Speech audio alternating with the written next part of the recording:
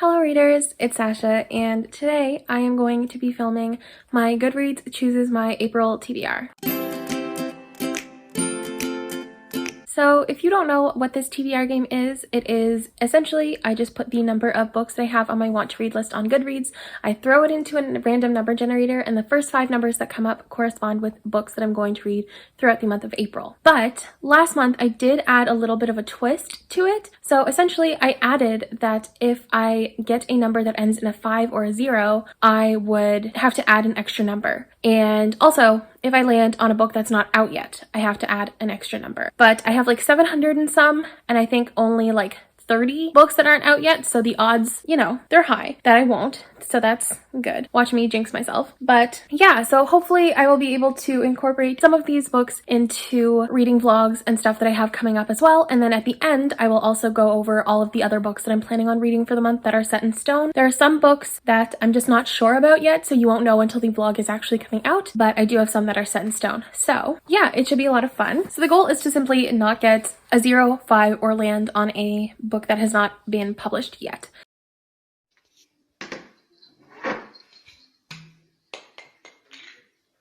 But let's just do everything super quickly. If you're wondering why I'm wearing makeup, I had my wedding makeup trial today, so this is kind of the plan for my wedding, just a super simple makeup look, not the hair. The hair is not part of it, but yeah, if you're wondering, if you have any inclination as to why I chose to dress up today, that is why. So, and I guess I'm not dressing up, I'm in my wee shirt, so that's not dressing up, but that's just what we're doing. So yeah, let me just grab this over. So the number that I have in my Goodreads want to read list is 763, which is a number.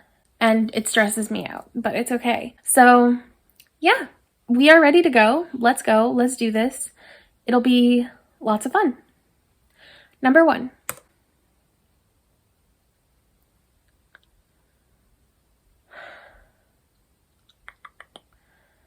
Okay. Number 1 is 145. So let's go ahead and add another book that I need to read. Okay. 145 is Red Letter Days by Sarah Jane Stratford. So as far as I know, this is an adult fiction, historical fiction about a female journalist in a war, I think. Okay, so 1950s, okay, no, it's after the war. 1950s America is bright and full of promise, and Phoebe Adler, a New Yorker brimming with talent and ambition, is forging her way as the rarest of things, a female television writer in Hollywood. But fears of a growing red menace cloud the optimism, egged on by the hate-mongering of Senator McCarthy. A blacklist is created to cast out communist sympathizers, smashing careers and ruining lives. When Phoebe finds herself caught in the hysteria's web, she flees to London. Though post-war London is struggling and work is precarious, Phoebe finds camaraderie with other Americans living in exile, including the restless and ambitious Hannah Wolfson. Determined to fight the injustices of the Red Scare, Hannah is a successful producer who hires blacklisted writers at great risk to her career and company. Together, Phoebe and Hannah successfully fight unfair bias and sexism, but danger still looms in this supposed sanctuary, and when their families and friends, their very lives, are threatened, they will have to make impossible choices. So this sounds very good.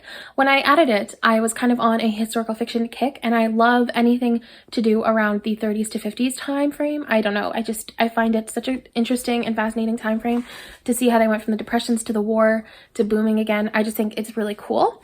So adding Red Letter Days. So that was a success, although it was ending in a 5, so I had to add an extra book, so that was not a success, but that's okay. All right, number 2.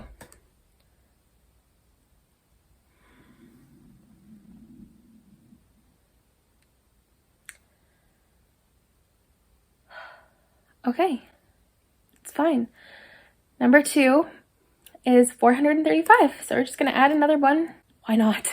Okay, this is going away. This is going exactly how it went last time. I should have expected. 435. Is that what I got? Yes. Okay, The Dark Tide by Alicia Jasinka. So this is a sapphic fantasy, I believe, about 2 princesses that fall in love, I think. Okay, so let me see. I know there are people that are like dying over this book, so I'm kind of excited. I know it's sapphic, so that's exciting. Okay, every year on Saint Walpurga's Eve, wow, that's a lot of large words. Caldella's witch queen lures a boy back to her palace, an innocent life to be sacrificed on the full moon to keep the island, oh my god, to keep the island city from sinking. Lena Kirk is, that's really funny, I just know somebody very similar with that name. Anyway, Lena Kirk is convinced her brother is going to be taken this year. To save him, she enlists the help of Thomas Lynn, the boy she secretly loves, and the only person to ever escape from the palace. But they draw the queen's attention, and Thomas is chosen as a sacrifice. Queen Eva watched her sister die to save the boy she loved. Now as queen, she won't make the same mistake. She's willing to sacrifice anyone if it means saving herself and her city. When Lena offers herself to the queen in exchange for Thomas's freedom, the two girls await the full moon together. But Lena is not at all what Eva expected, and the queen is nothing like Lena envisioned. Against their will, they find themselves falling for each other as water floods Caldella's streets and the dark tide demands its sacrifice. Spicy. So yeah, that kind of gives me like a Fire and Stars vibes, just because it's about like girls. I don't know. I don't know why, it just did. That's fine. So if I have to add any more, I might cry. Like literal tears might come down my face. And I still have to film a project after this. So hopefully tears do not come down my face. Okay, let's go for number 3. Tears are gonna come down my face. Oh my god. So I got 50, if anybody needed to know. I had to add a book to that list because 0. When I tell you that when I thought this idea was going to be brilliant and like world-changing, I didn't realize that I meant that it was going to stress me out. But it's kind of fun. I enjoy reading. I like reading, and we'll see how it goes with me being back at work, I guess. Okay, so 50. Oh, These Broken Stars by Amy Kaufman. This is actually really convenient because I just got the sequel for this for my birthday from Steph. So this actually kind of works out. Thank you. And thank you, Steph, in advance because I don't have to buy that. It's a night like any other on board the Icarus. Then catastrophe strikes. The massive luxury space liner is yanked out of hyperspace and plummets into the nearest planet. Lilac LaRue and Tarver Morensen survive, and they seem to be alone. Lilac is the daughter of the richest man in the universe. Tarver comes from nothing, a young war hero who learned long ago that girls like Lilac are more trouble than they're worth. But with only each other to rely on, Lilac and Tarver must work together, making a torturous journey across the eerie, deserted terrain? Yeah, to seek help. Then, against all odds, Lilac and Tarver find a strange blessing in the tragedy that has thrown them into each other's arms. Without the hope of a future together in their own world, they begin to wonder, would they be better off staying here forever? Everything changes when they uncover the truth behind the chilling whispers that haunt their every step. Lilac and Tarver may find a way off this planet, but they won't be the same people who landed on it. Yes, okay. So it is a trilogy, and there are 3 worlds, 3 love stories, 1 enemy. That has me feeling things. Okay. I'm actually really excited, and I did have the sequel on my wish list, and like I said, Steph got it for me. So thank you, Steph, because if I have time, which I won't, I would like to pick up the sequel as well, because I think I said in my last one that I really like to binge read sci-fi series when I get into a sci-fi series because it happens so little. Okay, please be kind to me now. 159. Oh my god. Yes, queens. Queens, queens. 159. I'm not adding another book. Okay. Oh, this is Look by Zan Romanoff. So as far as I know, this is a dystopian about how people look. I'm completely wrong. It's not a dystopian at all. Things Lulu Shapiro's 10,000 Flash followers don't know about her. That video of her with another girl was never supposed to go public. Owen definitely wasn't supposed to break up with her because of it. And that behind the carefully crafted selfies and scenes Lulu projects onto people's screens, her life feels like a terrible, uncertain mess. Then Lulu meets Cass. Cass isn't interested in looking at Lulu's life, only in living in it. And the hotel. A gorgeous space with an intriguing old Hollywood history and a trust fund kid to restore it seems like the perfect secret place for them to get to know each other. But just because Lulu has stepped out of the spotlight doesn't mean it'll stop following her every move. It's a story about what you present versus who you really are, about real intimacy and manufactured intimacy and the blurring of that line. It's a deceptively glamorous, feminist, emotionally complex, utterly compelling queer coming-of-age novel about falling in love and taking ownership of your own self, your whole self, in the age of social media. So this is going to be interesting.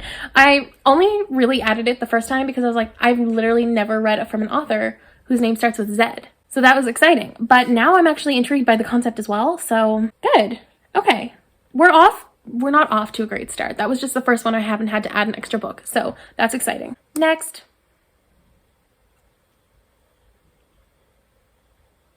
Okay, sounds good. Let's just continue to add books until I can't anymore. That's how this is going to work. We all know that I'm not reading all of these, right? Like, we're all fully aware that I'm going to have to do punishments for May. Okay, just making sure we're all aware of this. So I got 565. So let's go down.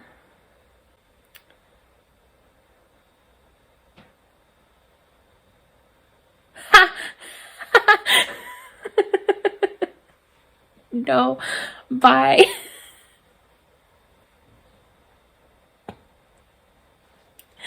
There's no way in fuck that I'm reading this. Oh my god, this is like 900 pages.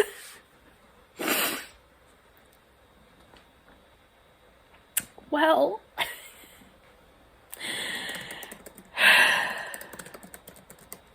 that really do be 900 pages though. 900 straight pages of reading a book I don't even know I'll like. Okay. It's fine. Okay. How did this happen? Okay, it's fine. Plus, I had to add an extra book. Did I do that already? I think I did. Like, what is the odds are just wow. Okay. A world divided. I cannot. Okay, a world divided, a queendom without an heir, an ancient enemy awakens. The house of Berethnet has ruled Innis for 1,000 years. Still unwed, Queen Sabran IX must conceive a daughter to protect her realm from destruction, but assassins are getting closer to her door. Eid Durian is an outsider at court. Though she has risen to the position of lady-in-waiting, she is loyal to a hidden society of mages. Eid keeps a watchful eye on Sabran, secretly protecting her with forbidden magic. Across the dark sea, Tanae has trained to be a dragon rider since she was a child, but is forced to make a choice that could see her life unravel. Meanwhile, the divided East and West refuse to parley, and forces of chaos are rising from their sleep. Awesome. Swell. That's great. I mean, like, it sounds good, but it's 900 pages. Like, I just put it on there as like a, oh, like, oh, wouldn't it be funny if I got that? No, it's actually not funny. It's tragic. So that's cool. Okay, let's go again. Oh, thank God. 577. Okay, great. Let's go. Just down slightly. It's not out yet. It's literally not out yet. I hate today. This is brutal.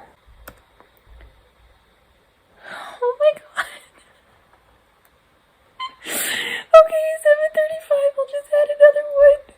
Once I get to 20, I'm cutting it off because this is just not working out for me. This is one I added recently, so that's good. Okay. Saint Anything by Sarah Desson. Sydney has always felt invisible. She's grown accustomed to her brother Peyton being the focus of the family's attention and lately concern. Peyton is handsome and charismatic, but seems bent on self-destruction. Now, after a drunk driving accident that crippled a boy, Peyton's serving some serious jail time, and Sydney is on her own, questioning her place in the family and the world. Then she meets the Chatham family. Drawn into their warm, chaotic circle, Sydney experiences unquestioning acceptance for the first time.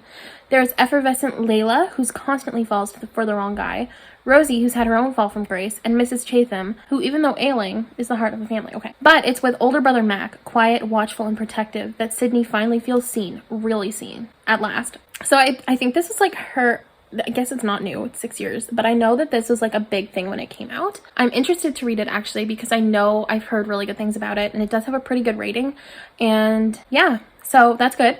Lord help me. I don't even want to look. 578. God, I love my life. Can we just discuss how much I love my life? I don't have to add one right now. Unless this one's not out too. Wouldn't that be so cool? Okay, anyway, sorry, I'm bitter. Was it 578? The Ravens by Cass Morgan. Oh my God. Okay, excellent. So this is a witchy paranormal sorority club, I think. Kappa Rho Nu isn't your average sorority. Their parties are notorious. Their fundraisers are known for being Westerly College's most elaborate affairs. But beneath a veil of Greek life and prestige, the Sisters of Kappa Rho Nu share a secret. They're a coven of witches. For Vivi Devereaux, being one of Kappa Rho Nu's ravens means getting a chance to redefine herself. For Scarlet Winters, a bona fide raven and daughter of a legacy raven, pledge this year means living up to her mother's impossible expectations of becoming Kappa Rho Nu's next president. Scarlet knows she'd be the perfect candidate, that is, if she didn't have one human-sized skeleton in her closet. When Vivi and Scarlet are paired as Big and Little for initiation, they find themselves sinking into the sinister world of blood oaths and betrayals. That sounds so sexy. That's good. And I feel like I could use that for a vlog. So that's exciting. Next. 187. Yeah, bitches. Okay. Alex and Eliza by Melissa de la Cruz. So this is about Alexander Hamilton, actually, I believe. Do I know that? I don't know. Let's see. 1777, Albany, New York. As battle cries of the American Revolution echo in the distance, servants flutter about preparing for one of New York society's biggest events, the Schuyler's Grand Ball. Descended from two of the oldest and most distinguished bloodlines in New York, the Schuylers are proud to be one of their fledgling country's founding families, and even prouder still of their three daughters. Angelica, with her razor-sharp wit, Peggy with her dazzling looks, and Eliza, whose beauty and charm rival that of both her sisters, though she'd rather be aiding the colonist cause than dressing up for some silly ball. So she's not like other girls. Still, she can barely contain her excitement when she hears of the arrival of one Alexander Hamilton, a mysterious, rakish young colonel, and General George Washington's right-hand man. Though Alex has arrived as the bearer of bad news for the Schuylers, he can't believe his luck, as an orphan and a bastard one at that, to be in such esteemed company. And when Alex and Eliza meet that fateful night, so begins an epic love story that would forever change the course of American history. I think it'll be good. I have mediocre hopes, if that makes sense. Okay. All right. Next is 431. We're good. We're so good. We're so good now. It's fine. With the Fire on High? Yes, okay. With the Fire on High by Elizabeth Acevedo. Okay, good. This is a book that I own, and I've not yet read an Elizabeth Acevedo book. And I'm dying to, because her books seem so powerful and so moving. And for me, I do think getting into her work, it's better for me to use prose as opposed to her writing in verse. So I'm really excited to get this buddy. I'm tired. With her daughter to care for and her abuela to help support, high school senior Imoni Santiago has to make the tough decisions and do what must be done. The one place she can let her responsibilities go is in the kitchen, where she adds a little something magical to everything she cooks, turning her food into straight-up goodness. Still, she knows she doesn't have enough time for her school's new culinary arts class, doesn't have the money for the class's trip to Spain, and shouldn't still be dreaming of someday working in a real kitchen. But even with all the rules she has of her life, and all the rules everyone expects her to play by, once Imani starts cooking, her only real choice is to let her talent break free. I love that. I love that so much. I'm so excited to read an Elizabeth Acevedo book, as you could probably tell. Okay, sealed the deal. We're done. Excellent. What's next? This is just, how many do I have left to do? Two.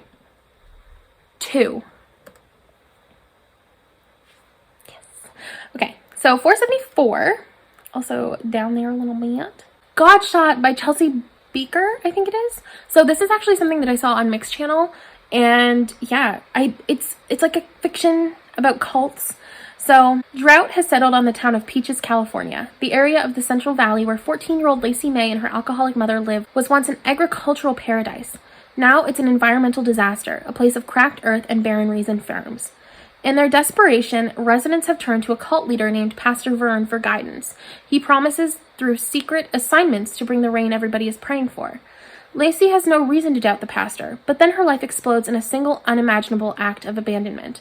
Her mother, exiled from the community for her sins, leaves Lacey and runs off with a man she barely knows. Abandoned and distraught, Lacey May moves in with her widowed grandma, Cherry, who is more concerned with her taxidermy mice collection than her own granddaughter. As Lacey May endures the increasingly appalling acts of men who want to write all the rules and begins to uncover the full extent of Pastor Vern's shocking plan to bring fertility back to the land, she decides she must go on a quest to find her mother, no matter what it takes. That was a sentence. That was so incredibly long. Okay. With her only guidance coming from the romance novels she reads and the unlikely companionship of the women who knew her mother, she must find her own way through the unthinkable circumstances. Possessed of an unstoppable plot and a brilliantly soulful voice, Godshot is a book of grit and humor and heart, a debut novel about female friendship and resilience, mother loss and motherhood, and seeking salvation in unexpected places. It introduces a writer who gives Flannery O'Connor's Gothic parables a Californian twist and who emerges with a miracle that is all her own. Sounds good. I didn't read too much into it. I just know that it was something that Mick told me that I would like probably if I read it. So I have chosen to put it on my Goodreads and now I'm going to read it. And I am excited about it because I am very fascinated with cults and I'm fascinated with the mindset and the psychology behind it. So I'm always interested to read more cult literature. Okay. And hopefully this will be the last one. I'm praying. Yes, okay.